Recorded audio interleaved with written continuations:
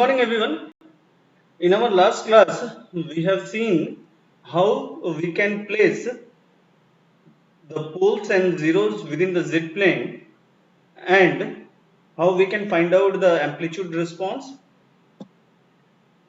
over here, the amplitude response and the phase response. And we have compared uh, the calculation of the amplitude response and phase response of the continuous time systems with that of the digital systems. Okay. Now today, let us take an example. In this example, we have a transfer function hz. Okay. So in over here, if you see, the transfer function is given by 1 by z minus 0.9 phase 0 degree. Okay. Now, if you look into the z plane,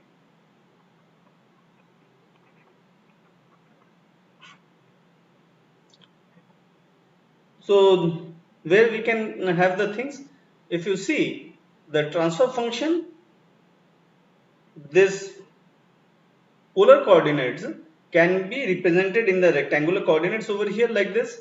So what we get, 1 by z minus 0.9, because our real axis over here 0.9 at the angle 0 degree. So that means we have the pole on the real axis on the positive side. So our xy coordinate, it is basically 0.90, right? So this is nothing but 0.9 plus j0, which comes out to be 0.9. So our transfer function, it becomes 1 by z minus 0.9. Okay. Now, if I multiply the numerator and the denominator with z inverse, that is the highest power of the denominator and the numerator. We discussed yesterday that hz, it is a polynomial which is nothing but a combination of two polynomials pz and qz. Okay, so both are polynomials. So what I mean to say, if I look into the order of the pz and if I look into the order of the qz, whatever would be the highest order, so z to the power that order we z to the power minus that order we need to take. However, we also discussed that the order of the qz should be greater than equal to order of the pz, right? Because the order of any polynomial represents that there are that many number of roots. Okay, and we have discussed that the number of poles which we can find out from the roots of the polynomial qz, that should be greater than equal to pz. So in other terms, you can say that whatever would be the order of the qz polynomial, we can multiply that order. Say for example it is n, small n, then we have to multiply both the numerator and the denominator with z to the power minus n. Okay, so under these circumstances, if you look in this in the transfer function which I have given over here, hz equals to 1 by z minus 0.9 phase 0 degree. Over here, we have only one z, that means the order of the system is 1. So, we will be multiplying both the numerator and the denominator with z to the power minus 1. Okay. So, once we do this, we get to this equation, z inverse divided by 1 minus 0.9 z inverse. Okay. Now, you may ask, sir, why we need to multiply the numerator and the denominator and get to another equation which is again a polynomial equation. So what is the need for two polynomial equation? The reason is that suppose when you are trying to find out the poles and the zeros, sorry, the location of the poles and zeros, not the poles and zeros, the location of poles and zeros, okay, then you have to use the equation where you have z, okay, where you have this z component, okay. On the other hand, if you remember when we were discussing about the operators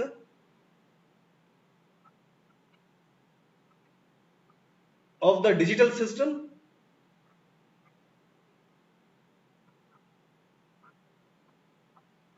what we discussed over there, what are the operators of the digital system? Can anyone tell me?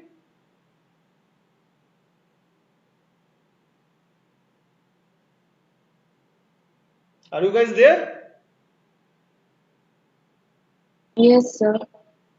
Yes, please tell me what are the operator of the digital system? So we have a multiplier, then And or not. Delay and instantaneous addition. There are only three operators which we discussed. The first one is delay. And or and not.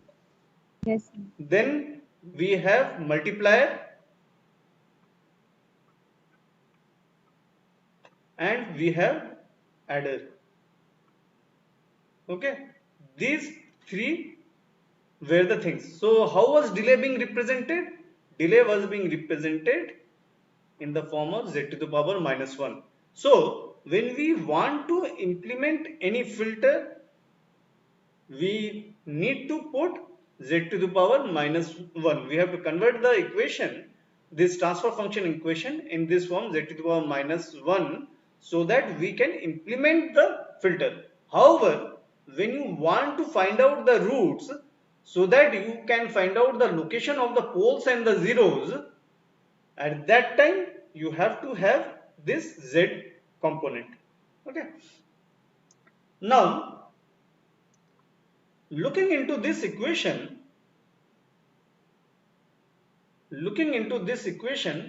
1 by z minus 0.9, if you see there are no zeros because our numerator is 1. So in this system there are no zeros, whereas if we look into the denominator, we have z minus 0.9. If we put it as 0, then we get z equals to 0.9. And since it is in the denominator, this root, it would give the position of the pole of the system. Order of the denominator is 1. So we would be having only one pole in the system. Now, if you look over here in this z plane, so what is the x-axis in the z plane? It is real z, and y-axis, it is the imaginary z. Okay. Now, in this plane, we have a unit circle. So this blue circle, it is the unit circle, and then we have a pole at 0.90.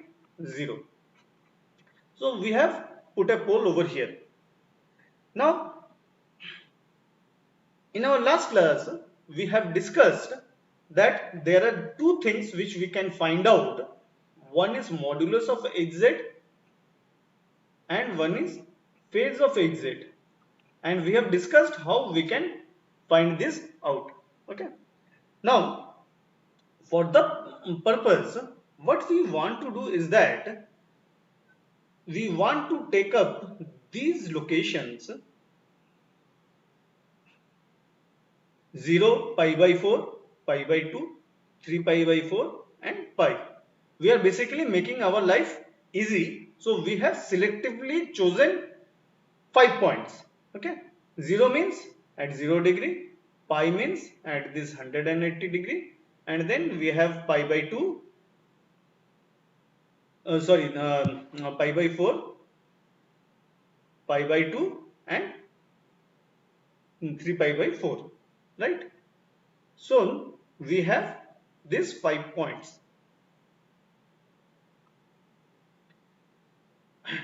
Now what we discussed, so say at hz, when z is equal to 0, if you look into our transfer function, it is 1.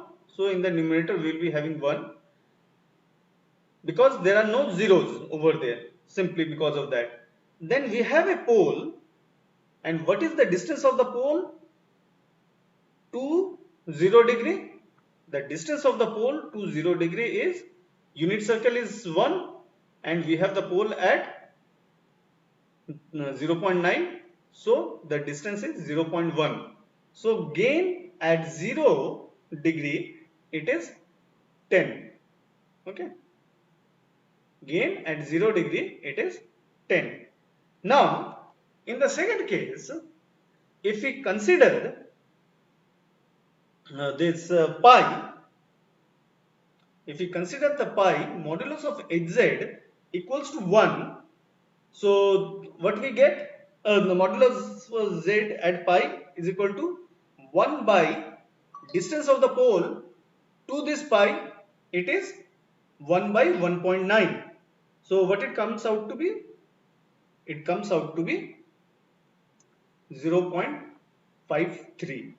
Okay, it comes out to be 0.53. Right? Now similarly, we need to find out the amplitude response at this 3 location, pi by 4, pi by 2, 3 pi by 4 and pi.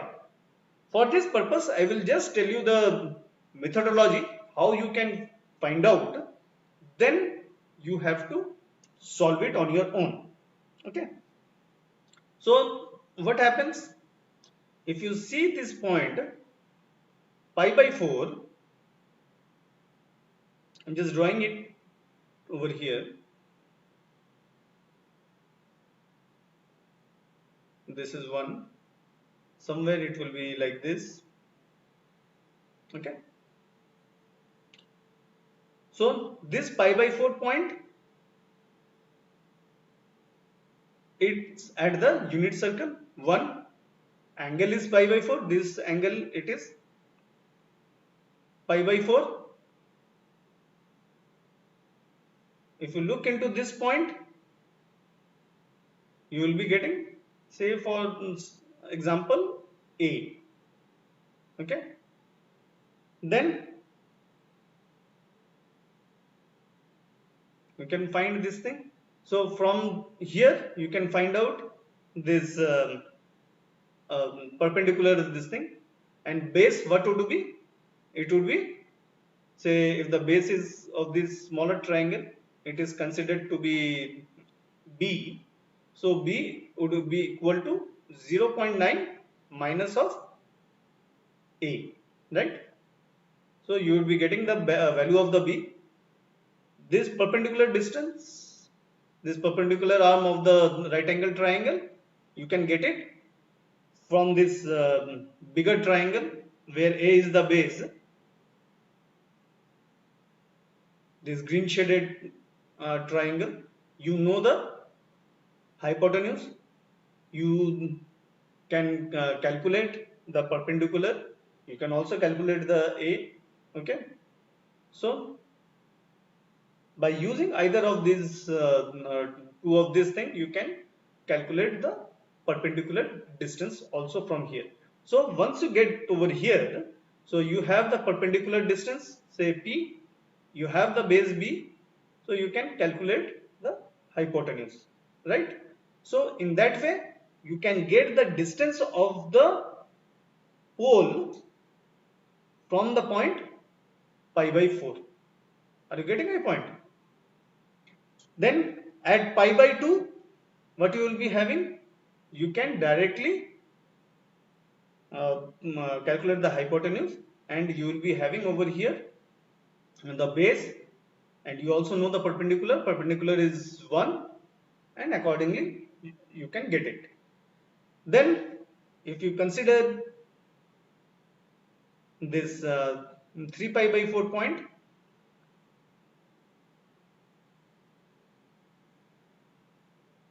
the perpendicular distance, this p, which we have calculated at pi by 4, it would be the same over here also, because they are the conjugate points, so the height would be the same. Okay, then using this smaller right angle triangle, you can calculate this base. So then what you need to do, you need to calculate